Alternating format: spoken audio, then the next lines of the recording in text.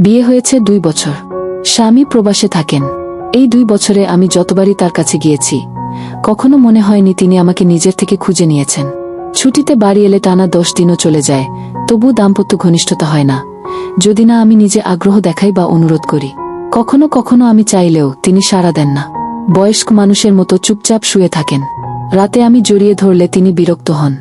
যখন অনেক চেষ্টায় কাছে আনতে পারি, তখনও আমার মন মানসিকভাবে প্রস্তুত হওয়ার আগেই সব শেষ হয়ে যায়। সেটাও হয় 7-8 দিন পর পর। এতে আমার ভেতরে কোনো তৃপ্তি আসে না। আমি ডাক্তার দেখাতে বললেও তিনি দেখান না। দাম্পত্য পরিতৃপ্তি আসলে কেমন অনুভূতি আমি জানি না। বিয়ের পর থেকে আজ পর্যন্ত আমার চাহিদা পূরণ হয়েছে সর্বোচ্চ 6-7 বার। আমার এখন কি করা উচিত? আমাদের একটি সন্তান আছে। আমি পর্দাশীল ও রক্ষণশীল পরিবারে বড় হয়েছি। অথচ তিনি উল্টো বলেন আমি যেন এমন কারো সঙ্গে থাকি যে আমার দাম্পত্য চাহিদা পূরণ করতে পারবে। তার বয়স 3-8, আমার বয়স 2-5। 2 মাস পর স্বামী আবার দেশে ফিরল। আমিনায় গাড়ির শব্দ শোনামাত্র মেয়েটার বুক ধকধক করে উঠল। এতদিনের একাকিত্ব, শূন্য রাতের স্মৃতি, সব মিলিয়ে সে ভেবেছিল এবার হয়তো কিছুটা বদলাবে। প্রথম কয়েক ঘন্টা স্বামী স্ত্রীর মধ্যে সাধারণ কথাবার্তা হলো, বাচ্চাকে নিয়ে হাসি ঠাট্টা, পরিবারের খোঁজ খবর। কিন্তু রাত নামতেই মেয়েটার মন অদ্ভুত এক অস্থিরতায় ভরে গেল। সে চাইল স্বামীকে কাছে পেতে, অনুভব করতে, নিজের একাকিত্ব মুছে দিতে। কিন্তু স্বামী যেন অন্য এক জগতে ডুবে আছে, মোবাইল ফোনে, বন্ধুদের ফোনালাপে বা কাজের গল্পে। রাত গড়িয়ে গেল, অথচ সে একবারও স্ত্রীর দিকে গভীরভাবে তাকাল না। মেয়েটা সাহস করে স্বামীর হাত ধরল, কিন্তু সাড়া মেলেনি। শুধু ক্লান্ত মুখে বলল, আজ খুব ক্লান্ত লাগছে, পরে কথা হবে। পরে? সে জানে সেই পরে আর আসে না। মেয়েটা পর্দাশীল, তার পরিবার, তার শিক্ষা তাকে শিখিয়েছে সীমার মধ্যে থাকতে। তাই সে কাউকে বলতে পারে না, কাউকে দিয়ে এই শূন্যতা পূরণ করতেও পারে না। অথচ ভেতরের একাকিত্ব তাকে ধীরে ধীরে নিঃশেষ করে দিচ্ছে। রাত গভীর হলে ঘরের অন্ধকারে সে বালিশে মুখ চাপা দিয়ে কেঁদে ফেলল, যেন চোখের জলও কাউকে দেখাতে লজ্জা লাগে। পরের দিন সকাল থেকে আকাশ ছিল ভারী মেঘে ঢাকা। সূর্যের আলো কোনো চেতনা ছাড়াই নিঃশব্দে আকাশের পেছনে লুকিয়ে গেল। বাতাস ঠান্ডা, আর ঠিক তখনই বৃষ্টি নামল, ঝমঝম করে, যেন কেউ দম বন্ধ করা পৃথিবীর বুক থেকে নিঃশ্বাস ফেলে দিল। বৃষ্টি পড়ছিল ধীরে ধীরে, তারপর মাঝে মাঝে একটু বেশি প্রবল হয়ে উঠছিল। চারপাশ ভিজে গিয়ে একটা নিস্তব্ধতা নেমে আসছিল, যেন পৃথিবীর সব শব্দ বৃষ্টির মাঝে হারিয়ে যাচ্ছে। মেয়েটা বাড়ির ভিতর থেকে একটু সাহস জোগায়, ধীরে ধীরে বৃষ্টির ঝাঁঝালো শব্দের মাঝ দিয়ে স্বামীর ঘরের দিকে এগিয়ে যায়। ঘরে বিদ্যুৎ নেই, তাই চারপাশ অন্ধকার। বাতাস ভিজিয়ে দিচ্ছে ওড়না, সে ঠান্ডায় কাঁপছে। তার হাত গুজে রাখা ঠোঁটে ভেসে আসে এক অদ্ভুত কাঁপুনি, হয়তো শীত, হয়তো মনের একাকিত্ব। তার মাথায় বারবার ঘুরপাক খাচ্ছে একই চিন্তা, আজ স্বামী এসেছে, অনেক দিন পর। আজ হয়তো তার কাছে কিছু বলতে পারবে, হয়তো কিছু শোনার সুযোগ পাবে। কিন্তু মনের ভেতর একটা ভয়ও আছে, যে ভয় হয়তো দিনের শেষে আবার আগের মতো নিস্তব্ধতা আর একাকিত্ব ফিরে আসবে। সে জানে তার ছোট্ট মেয়েকে অনেক পর স্বামীর বাড়ি এসে যাওয়ার সময় শাশুড়ির কাছে নিয়ে গেছে। শাশুড়ি ও পরিবারের অন্যান্য সদস্যরা তার বেদনা বুঝে তাকে একা থাকার সুযোগ করে দিয়েছে, যেন সে একটু শান্তিতে স্বামীর সঙ্গে সময় কাটাতে পারে। মেয়েটা দরজার সামনে এসে দাঁড়ায়, হাতে ধরা ওড়না ভিজে গিয়েছে, চোখে পানি জমে, মুখে একটা অদ্ভুত আশার ছোঁয়া। সে ভিতরে গিয়ে স্বামীর দিকে তাকাল, যিনি মোবাইলে ব্যস্ত, মাথা নিচু করে কিছু স্ক্রোল করছেন। সে চুপচাপ দাঁড়িয়ে থাকে, বলার কথা গলায় গলায় আটকে থাকে। মনে মনে চেষ্টা করে তার উপস্থিতি জানানোর, তার কাছে যাবার। কিন্তু স্বামী যেন অনেক দূরে, অন্য এক জগতে। বৃষ্টির শব্দ আর ঘরের অন্ধকারে মেয়েটার হৃদয় যেন ভেঙে যাচ্ছে, অথচ মুখে বলতে পারেনি একটু। তার মনের এক কোণে প্রশ্ন জাগে, এই বৃষ্টি কখন থামে? আমার এই নিঃসঙ্গতা কি কখনো শেষ হবে? বৃষ্টি পড়তে থাকে, আর তার হৃদয় একাকিতার বৃষ্টিতে ভিজে যাচ্ছে। বৃষ্টি বাইরে অব্যাহত, আর ঘরের ভিতর কষ্টের একটা নীরবতা। মেয়েটা দরজা বন্ধ করে কোণে বসে পড়ল। তার মাথায় ঘুরছে হাজারো চিন্তা। স্বামীর এই উদাসীনতা, নিজের একাকিত্ব, বাচ্চার ভবিষ্যৎ, সব মিলিয়ে তার মন চাপা বিষাদে ভরে উঠছে। তখন হঠাৎ দরজার বাইরে ছোট্ট কদম পা আওয়াজ হলো। সে ঘুরে দেখি, তার ছোট্ট মেয়ে ভিজে ওড়না আঁকড়ে ধরে দরজার সামনে দাঁড়িয়ে আছে। মেয়েটার চোখে অজানা ভয় আর মায়ার মিশ্রণ। মেয়েটাকে বুকের কাছে টেনে নিয়ে সে একটু হাসল, যেন নিজের ভিতরের যন্ত্রণাটা একটু লুকাতে পারে। চলো বাইরে যাই। মেয়েটাকে নিয়ে বৃষ্টি দেখে সে ধীরে ধীরে ঘর থেকে বেরিয়ে পড়ল। বৃষ্টির মাঝে ভিজে ভিজে দুজনে হাঁটছিলেন, যেন কোনো নতুন আশার খোঁজে। বাড়িতে স্বামী ছিল নিজের মোবাইলে ব্যস্ত, কিন্তু মেয়ের সাথে কিছুক্ষণ কাটিয়ে তার মন কিছুটা হলেও শান্ত হলো। সে জানত এই ছোট ছোট মুহূর্তগুলোই তার একাকিত্বের হাত থেকে মুক্তির একান্ত সুযোগ। তবে তার মনে আশঙ্কা ছিল, আবার কি স্বামী আবার তার কাছে ফিরবে, তার চাহিদা পূরণ করবে, নাকি আবার আগের মতো দূরে সরে যাবে। বৃষ্টি থামল ধীরে ধীরে, কিন্তু মেয়েটার মন ভালো লাগা আর স্বামীর প্রতি অনিশ্চয়তা যেন ঝড়ের মতো বজ্রপাত করে যেতে থাকে। বৃষ্টি থামার পরেও আকাশ মেঘলা, একটা অদ্ভুত চাপা আবহাওয়া ঘিরে ধরেছিল চারপাশকে। ঘর ভেতরে অন্ধকার, বাতাসে একটা টানটান উত্তেজনা ছিল যেন। মেয়েটা তখন একা বসেছিল তার ঘরের কোণে, মাথায় ঘুরছিল নানা চিন্তা। হঠাৎ দরজার বাইরে থেকে কিছু আওয়াজ এলো, একটা জোরালো ঠকঠক। মেয়েটার হৃদয় দ্রুত ধুকপুক করতে লাগল। সে কেঁপে উঠল, কিন্তু দরজা খুলতে বাধ্য হল। দরজার পাশে দাঁড়িয়ে ছিল তার স্বামী, হাতে একটা ছোট্ট প্যাকেট, মুখে অজানা এক ভাব, চোখে ছিল কঠিন একটা দ্বিধতা। আমি এসেছি, সে বলল, তোমার জন্য। মেয়েটার মন এক রকম ভাসতে লাগল, আশার একটা ঝলক, কিন্তু সাথে লুকানো ভয় আর সন্দেহ ছিল। সে জানত স্বামীর মন এখনো তার কাছ থেকে দূরে, কিন্তু এই মুহূর্তে এই ছোট্ট অঙ্গীকার যেন নতুন একটা শুরু হতে পারে। প্যাকেটটা খুলে মেয়েটা পেল একটা ছোট্ট চিঠি, যাতে লেখা ছিল, আমি বুঝতে পেরেছি ভুল করেছিলাম, এবার থেকে চেষ্টা করব। এই ছোট্ট মুহূর্তটা যেন মেয়েটার জীবনের সেই অন্ধকার রাতের মধ্যে এক ঝলকানো আলো। কিন্তু কিভাবে এই নতুন আশা টিকে থাকবে, সময়ই বলে দেবে। রাত গভীর হল, ঘরের প্রতিটি কোণায় নিস্তব্ধতা নেমে এসেছে, কিন্তু মেয়েটার মনের মধ্যে ঝড়ো আবেগের উল্লাস থামছিল না। সে স্বামীর দিকে তাকিয়েছিল, যার চোখ আজও এক প্রকার ঝিমিয়েছিল, বোধহয় শরীর ক্লান্ত বা মন কোথাও বিচ্ছিন্ন। সে বুঝতে পারছিল এই শরীর আর মন তার থেকে দূরে।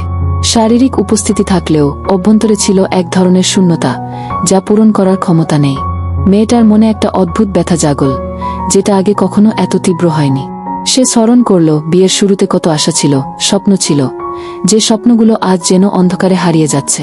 বয়সের ফারাক, দূরত্বের মধ্যে থাকা অবজ্ঞা ও অবহেলা, এসব মিলিয়ে তার জীবন এখন যেন এক শীতল জায়গায় পরিণত হয়েছে, যেখানে সে একা হেঁটে চলেছে। সে হাত বাড়ালো, স্বামীর গায়ে স্পর্শ করতে চাইল, কিন্তু তার স্পর্শ ফেরত এলো শূন্যতা।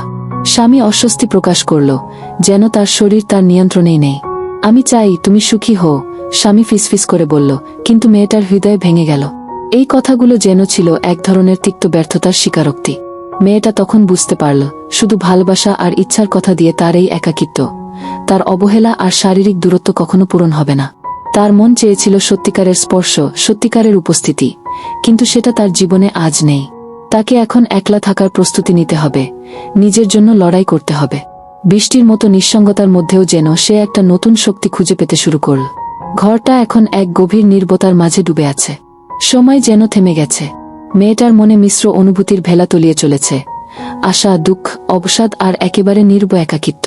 তার স্বামীর বিদেশ যাত্রার দিন ধীরে ধীরে কাছে এসে পৌঁছাল। সকালে সূর্য ম্লান আলো ছড়িয়ে দিচ্ছিল, ঠিক যেন মেয়েটার মনের ভাবের প্রতিফলন। সকাল থেকে ঘরের মধ্যে একটা অদ্ভুত চাপা ভাব কাজ করছিল। স্বামী ব্যাগ গুছাচ্ছিল, কিন্তু তার চোখে এক ধরনের দুর্বলতা আর মনোমালিন্য স্পষ্ট ছিল। মেয়েটার হৃদয় ভারাক্রান্ত হল, মনে হলো এই বিদায় হয়তো দীর্ঘতম হবে। সে চুপ করে স্বামীর কাজ দেখছিল, মুখে একটাই কথা, ফিরে আসো ভালো করে, কিন্তু শব্দগুলো ছিল অবুঝ, যেন কারো কাছ থেকে বলে দিচ্ছে অন্য কোনো অদ্ভুত এক ফাঁকা। স্বামী ঢুকল, তার হাতে ছিল পাসপোর্ট আর টিকিট। মেয়েটা হাত বাড়ালেও তার ছোঁয়া যেন দূরের কোনো দূরত্বে আটকে গেল। স্বামী ধীরে ধীরে বিদায়ের জন্য প্রস্তুত হচ্ছিল, কিন্তু মুখে কোনো কথা বের হয়নি। আমি যাব, স্বামী কণ্ঠে গভীর অবসাদ। আর ফিরে আসব, চেষ্টা করব। মেয়েটার চোখ ভিজে উঠল। সে জানত এই চেষ্টা যেন এক অজানা যুদ্ধের নাম, যেখানে বিজয় বা পরাজয়ের কোনো নিশ্চয়তা নেই। বিদেশের উদ্দেশ্যে যাওয়ার জন্য স্বামী ধীরে ধীরে দরজা খুলল। পেছনে ফিরে তাকিয়ে সে একটা অদ্ভুত দুঃখজনক হাসি দিল। মেয়েটা চেয়েছিল তাকে থামাতে, কিন্তু সে জানত থামানোর কোনো উপায় নেই। ঘরের ভিতর মেয়েটার চোখে তখন এক অদ্ভুত শূন্যতা ভেসে উঠল, একটা যন্ত্রণা যা হয়তো শুধু সময়ের স্রোতই ভুলিয়ে দিতে পারবে। স্বামীর বিদেশ যাত্রার পর থেকে ঘরের বাতাস যেন আরো ভারী হয়ে উঠল। মেয়েটার মনে একটা ফাঁকা ভাব বাসা বাঁধল, যা তার সঙ্গী হচ্ছিল একাকিত্ব আর নীরবতা। তার পাশেই ছিল দেবর, শাশুড়ির ছোট ছেলে, যার চোখে মাঝে মাঝে যেন অদ্ভুত একটা উষ্ণতা ঝলকাচ্ছে। সে বরাবরই একটু আলাদা, একটু কাছে আসার চেষ্টা করত, কিন্তু মেয়েটা ছিল পর্দাশীল, নিজের পরিবার ও মর্যাদা নিয়ে যত্নশীল। কিন্তু সময়ের সঙ্গে সঙ্গে যখন স্বামী বাইরে আর ঘরে একা মেয়েটা, তখন দেবরের কাছ থেকে একটা ভিন্ন অনুভূতি পেতে থাকল সে। একটু সঙ্গ, একটু মন খুলে কথা বলা, এমনকি একটু ভালোবাসার স্পর্শ। একদিন বৃষ্টি পড়ছিল আবার। মেয়েটা কাজ করতে গিয়ে নিজের মন ঝরঝর করছিল। হঠাৎ দেবর এসে দাঁড়ালো তার পাশে, চুপচাপ হাত ধরে বলল, তুমি একা নও, আমি আছি। মেয়েটার চোখে অজানা লজ্জা ও দ্বিধা ভেসে উঠল, কিন্তু হৃদয় এক অদ্ভুতভাবে উত্তেজিত হল। সে বুঝতে পারল এই সম্পর্ক আর শুধু সঙ্গীত নয়, এক গভীর আকর্ষণ। তবে পর্দাশীলতা, পরিবারের নিয়ম আর নিজের গৌরব যেন তাকে বারবার থামিয়ে দেয়। সে জানে এই পথ শুধু তার জন্য নয়, তার সন্তান আর পরিবারের জন্য অনেক বড় ঝুঁকি। কিন্তু যখন কেউ পাশে থাকে, যে তার ব্যথা বুঝতে পারে, সে আর কি করতে পারে। দিনের আলো আস্তে আস্তে ম্লান হয়ে আসছিল, আর ঘরটা একটা অদ্ভুত স্নিগ্ধতা আর উত্তেজনার মিশেলে ভরে উঠছিল। মেয়েটা আর দেবরের মধ্যে সম্পর্ক এখন শুধুমাত্র কথাবার্তার বা ছোটখাটো সহানুভূতির বাইরে চলে গিয়েছিল। তারা দুজন যেন এক একটি ছোট্ট দুনিয়া গড়ে তুলেছিল, যেখানে তারা দুজনেই মুক্ত। শুরুর দিকে দেবর ছিল শুধুমাত্র তার দেখভালকারী, মনে করে যে একজন পরোপকারী ভাই তার পাশে আছেন। কিন্তু এখন তাদের মাঝে গড়ে উঠেছে এক গভীর বন্ধুত্ব, আর তার বেশ খানিকটা দিয়ে গিয়েছে ভালোবাসার ছোঁয়া। মেয়েটা বুঝতে শুরু করল যে স্বামী তাকে যা দিতে পারেনি, যা সে কখনোই জানতে পারেনি বা পেয়েছে না, তা দেবর একরাতে হয়ে উঠল তার জীবন পরিবর্তনের মূর্ত প্রতীক। দেবরের স্নেহ, স্পর্শ আর যত্নে মেয়েটার ভেতরে এক অদ্ভুত অনুভূতি জাগল, একটা যা সে বহুদিন হারিয়ে ফেলেছিল। এক রাত তারা একসঙ্গে কাটালেন, যেখানে তারা একে অপরের অনুভূতিকে বোঝার চেষ্টা করল। পরস্পরের স্পর্শে তারা খুঁজে পেল একটি নতুন বাস্তবতা, যেখানে কোনো নীরবতা নেই, কোনো ভয় নেই, শুধু একে অপরের কাছে থাকার শান্তি। দেবর তার যত্নে মেয়েটার মন আর শরীরের সব পীড়া মুছে দিল, আর মেয়েটা প্রথমবারের মতো অনুভব করল সে সুখ কি, প্রেম কি, আসল অন্তরঙ্গতা কি। তার স্বামী যা পারেনি, দেবর তা একরাতে সার্থকভাবে পূরণ করল। এই অনুভূতিতে মেয়েটার চোখে জল ভেসে এলো, তবে সেটা ছিল কষ্টের নয়, বরং একটা মুক্তির অশ্রু, যার গল্প ছিল দীর্ঘদিনের অবহেলা। তারপর থেকে তারা দুজন একসাথে সময় কাটাতে শুরু করল। ছোট ছোট মুহূর্ত, নির্বরাতের আলাপ, স্পর্শ, হাসি আর কখনো কখনো মনের গভীর কথা। তারা দুজন যেন এক নতুন জীবনের সন্ধানে ছিল। তবে মেয়েটার মনের মাঝে এখনো একটি ভয় কাজ করত। এই সম্পর্ক কতদিন স্থায়ী হবে? এই সুখ কতদিন তার জন্য থাকবে? পরিবারের বন্ধন আর সামাজিক নিয়ম কিভাবে তাদের মাঝে ফাটল ফেলবে? এই সব প্রশ্ন ঘিরে রাখত মেয়েটার হৃদয়। কিন্তু দেবরের সান্নিধ্যে সে অল্প কিছুটা হলেও স্বস্তি পেত। এই ছিল তাদের নতুন পথ চলা, যেখানে স্বামী ছিল দূরে আর দেবর ছিল কাছে, যেখানে প্রেম আর দায়িত্বের মধ্যে সূক্ষ্ম সীমানা ছিল। স্বামীর অনুপস্থিতি, দেবরের স্নেহময় উপস্থিতি আর জীবনের নানা বাধাপতনের মধ্য দিয়ে মেয়েটার জীবন এখন একটা নতুন মোড় নিচ্ছিল। তার হৃদয়ে ফিরে এসেছিল এক অদ্ভুত শান্তি, যা আগে কখনো অনুভব করতে পারেনি।